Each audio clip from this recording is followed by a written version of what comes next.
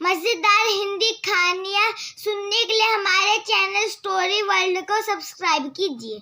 Hello friends, आज मैं आपको जिस टॉपिक पे कहानी सुनाने जा रही हूँ वो एक बहुत ही महत्वपूर्ण टॉपिक है। उसका नाम है, क्या महिलाओं की ज़िंदगी में कभी संडे आएगा। फ्रेंड्स, इस कहानी को एंड तक ज़रूर सुनिएगा। अगर आपको कहानी अच्छी लगे तो इसको लाइक और चैनल को सब्सक्राइब ज़रूर कीजिएगा। संध्या हर सुबह अपने अलार्म के साथ जागती थी, लेकिन यह जागना किसी आज़ादी के लिए नहीं, बल्कि उसके अंदर छिपे संघर्ष की आवाज़ थी। 3 बच्चों की माँ और घर की अकेली जिम्मेदार संध्या का हर दिन काम का पहाड़ होता था। पति राकेश अक्सर कहता, तुम्हें घर में ही रहना होता है, दिन भर आराम ही आराम है।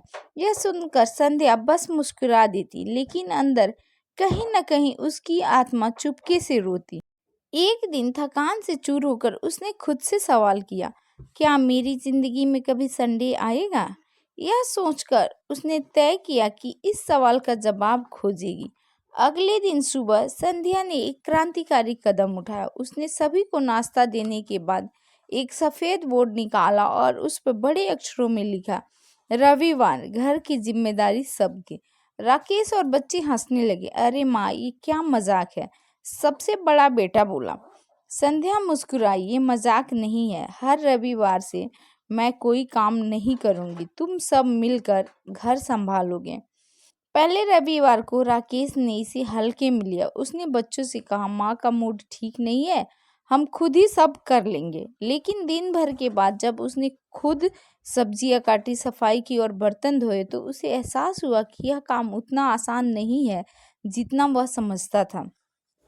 रात को जब राकेश बिस्तर पर गिरा तो उसने संध्या से कहा, तुम ये सब रोज करती हो, मैं सोच भी नहीं सकता कि तुम्हारे पास इतना धैर्य और ताकत है। संध्या ने कहा, अब तुम्हें समझे कि घर चलाना भी एक नौकरी है जिसमें ना कोई छुट्टी और ना ही कोई वेतन।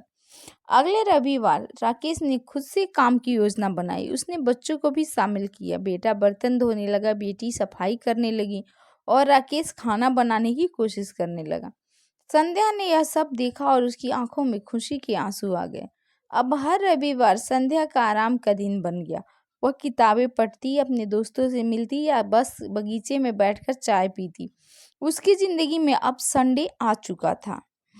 कुछ हफ्तों बाद संध्या ने अपनी कॉलोनी की बाकी महिलाओं को यह किस्सा सुनाया। उन्होंने भी अपने अपने घरों में संडे रूल लागू कर दिया। धीरे धीरे यह एक आंदोलन बन गया। अब हर रविवार कॉलोनी की महिलाएं मिलकर एक पार्क में इकट्ठा होती, गाने गाती, गपशप करती और अपनी मेहनत का जश्न मनाती। यह उनकी आज़ादी का दिन बन गया। राकेश ने अब संध्या को सिर्फ घर संभालने वाली नहीं, बल्कि एक सुपर वुमन के रूप में देखना शुरू किया। बच्चे भी अपनी माँ के काम को समझने और उसकी मदद करने लगे। संध्या के सवाल का जवाब आखिरकार उसे मिल गया। उसने खुद अपने लिए संडे बनाया और साथ में यह भी सिखाया कि परिवार का मतलब है जिम्मेदारी बांटना। इस कहानी से यह सीख मिलती है कि औरतों की जिंदगी में संडे तभी आता है जब वे अपनी मेहनत की कदर करना और अपनी ज़रूरतें व्यक्त करना सीखती हैं। बदलाव खुद से शुरू होता है और जब महिलाएं अपनी आवाज़ उठाती हैं तो समाज भी बदलता है।